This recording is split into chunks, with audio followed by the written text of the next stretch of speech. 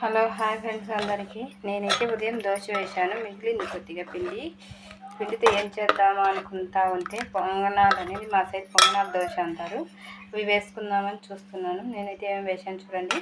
కొద్దిగా కరివేపాకు, కొద్దిగా పచ్చిమిర్చి, కొద్దిగా ఎర్రగడ్డ, ఆనియన్, దాంతోపాటు ఆవాలు, కొద్దిగా ఆవాలు వేస్తున్నాను. ఇవి అన్నీ వేసి మిక్సింగ్ చేసుకుంటాను. మిక్సింగ్ చేసుకొని దీంతోపాటు కొద్దిగా పసుపు వేసుకుంటున్నాను. వేసుకొని అన్నీ మిక్సింగ్ చేసుకుంటున్నాను.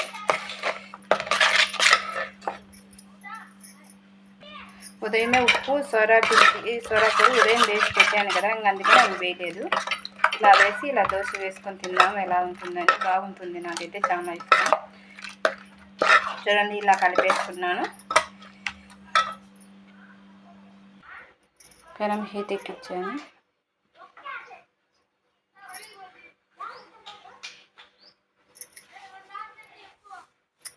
ఇలా చూస్తే హీట్ అవుతుందో లేదని తెలిసిపోతుంది. మన పెనం హీట్ అయిందో లేదా తెలియాలంటే ఇలా చూస్తే అనేది తగులుతుంది, అప్పుడు హీట్ అయిందండి.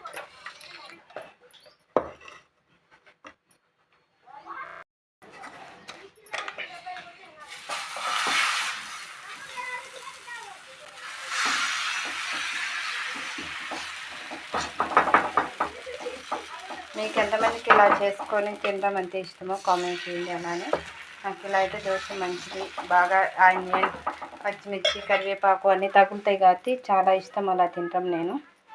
మీకు ఎంతమందికి ఇష్టమో లేదనేది కామెంట్ చేయండి. అలానే ఓకేనా.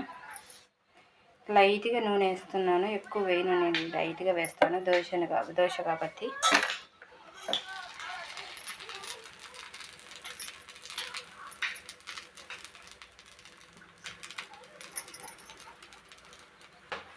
చూడండి ఎలా కాలిందో.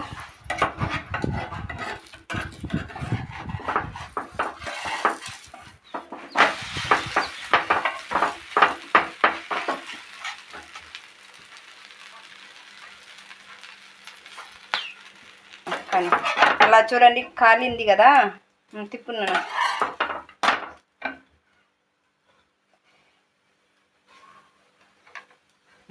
దోశ కాలిపోయింది చూడండి ఎలా వచ్చిందో దోశ అనేది.